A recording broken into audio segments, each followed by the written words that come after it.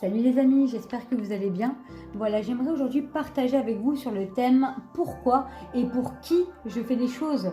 J'ai été interpellée par ce thème car souvent il nous arrive de faire, de donner ou de dire des choses sans forcément y réfléchir, comme par habitude ou par tradition, par intérêt ou encore par obligation. Et moi la première, pour être honnête avec vous, ce genre de choses m'est déjà arrivé et cela à plusieurs reprises. Sauf qu'à mesure où je passais du temps dans la prière, dans la présence de Dieu et dans la méditation de sa parole, il y a un moment où je me suis dit ok, je fais ceci, cela, je vais par-ci, par-là, mais je me suis posé cette question qui introduira ma première partie, pourquoi je fais les choses. Par exemple, on pourrait se demander, pour ceux qui servent dans leur église locale, pourquoi est-ce que je sers dans mon église locale, ou encore pour ceux qui évangélisent, pourquoi est-ce que j'évangélise, ou encore pourquoi je sors faire des maraudes, ou encore pourquoi j'ai suivi des études bibliques. On pourrait se poser ces questions, mais le tout est de se demander avec quelle disposition de cœur je fais les choses. Et je nous pose cette question, frères et sœurs, pourquoi est-ce que nous faisons les choses ? Et sans plus tarder, nous allons lire ensemble un passage dans les Écritures qui se trouve dans 1 Corinthiens 13 au verset 1 à 3 qui nous dit « Quand je parlerai les langues des hommes et des anges, si je n'ai pas l'amour, je suis un airain qui résonne ou une cymbale qui retentit. Et quand j'aurai le don de prophétie, la science de tous les mystères et toute la connaissance, quand j'aurai même toute la foi jusqu'à transporter les montagnes, si je n'ai pas l'amour, je ne suis rien. Et quand je distribuerai tous mes biens pour la nourriture des pauvres, quand je livrerai même mon corps pour être brûlé, si je n'ai pas la charité, cela ne me sert de rien. » Dans ce passage, l'apôtre Paul soulève un point qui est essentiel, c'est l'amour. Nous pouvons avoir toute la connaissance, frères et sœurs. Nous pouvons même connaître toute la Bible par cœur, tous les dons possibles et inimaginables. Nous pouvons avoir 50 000 méga-church ou encore avoir tous les titres que nous voulons.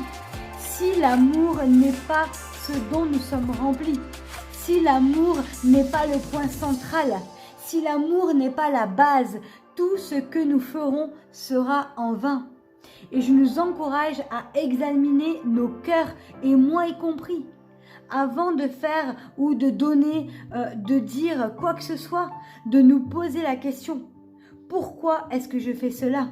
Ou encore, quel est l'état de mon cœur lorsque je fais ou lorsque je donne quelque chose ? Et également, ce qui fait notre personne, ce n'est pas ce que nous donnons, mais c'est l'attitude de cœur avec laquelle nous le faisons. Alléluia. Dans la première partie, nous avons vu ensemble le pourquoi nous faisons les choses. Et dans cette deuxième partie, nous verrons pour qui nous faisons les choses.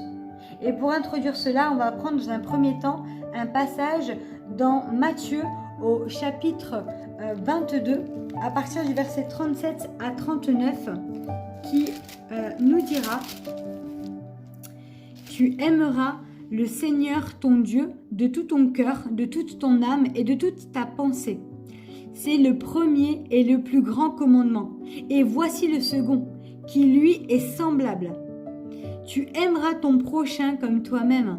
De ces deux commandements dépendent toute la loi et les prophètes. » On voit dans ce passage Jésus donner ce premier commandement. Tu aimeras le Seigneur ton Dieu de tout ton cœur, de toute ton âme et de toute ta pensée. Et le deuxième commandement demandant d'aimer son prochain comme soi-même. Il est dit aussi que le deuxième commandement est semblable au premier. Donc en aimant mon prochain, j'aime également mon Dieu. Et on nous dira également dans 1 Jean 4 au verset 17, tel il est, tel nous sommes. Et il en va de même, frères et sœurs, lorsque Jésus s'est sacrifié pour nous à la croix, il l'a fait par grâce, sans aucun intérêt, uniquement sur base de l'amour. Et on nous dira également dans Jean 15 au verset 13 qu'il n'y a pas de plus grand amour que de donner sa vie pour ses amis. Alléluia, merci Jésus. Donc de la même manière, aimer son prochain, c'est également se sacrifier pour l'autre.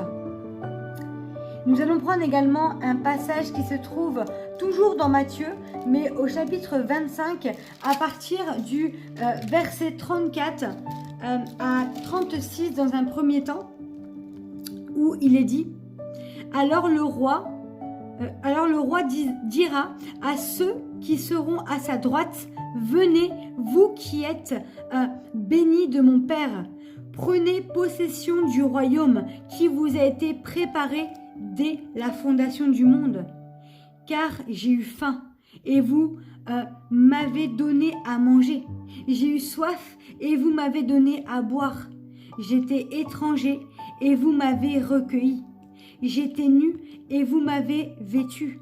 J'étais malade et vous m'avez visité. J'étais en prison et vous êtes venus vers moi. » On va aller tout de suite au verset 40 où on nous dit « Et le roi leur répondra, je vous le dis en vérité, toutes les fois que vous avez fait ces choses à l'un de ces plus petits de mes frères, c'est à moi que vous les avez faites. » Au verset 41, on nous dit « Ensuite, il dira à ceux qui seront à sa gauche, retirez-vous de moi, maudits, allez dans le feu éternel qui a été préparé pour le diable et pour ses anges. Car j'ai eu faim et vous ne m'avez pas donné à manger. J'ai eu soif et vous ne m'avez pas donné à boire.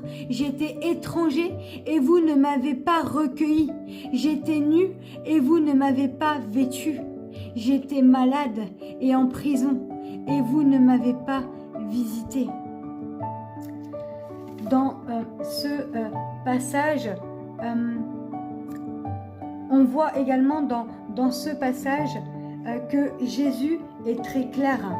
Il nous exhorte lui-même que lorsque nous faisons quelque chose ou que nous donnons à notre prochain, en fait, c'est à lui-même que nous le faisons.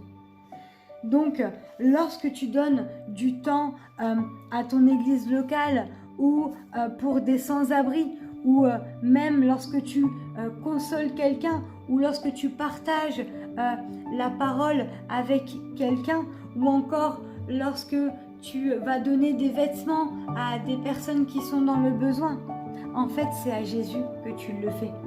C'est Jésus que tu habilles. C'est Jésus que tu nourris. C'est Jésus à qui tu donnes à boire. Le fait de faire, de donner, ou d'encourager ou de consoler quelqu'un, vraiment je nous exhorte à le faire par amour pour Christ, avec un cœur qui est vrai, avec un cœur qui est authentique. Le faire sur base de l'amour, non pas pour nous-mêmes, mais pour l'autre. Le faire vraiment de tout notre cœur, et non pas pour être vu, non pas pour des choses qui sont sans intérêt, mais le faire vraiment par amour, sur la base de l'amour, et le faire par amour pour Christ et pour Christ. Voilà les amis, j'espère en tout cas que cette vidéo vous aura fortifié et encouragé. Soyez bénis et à bientôt.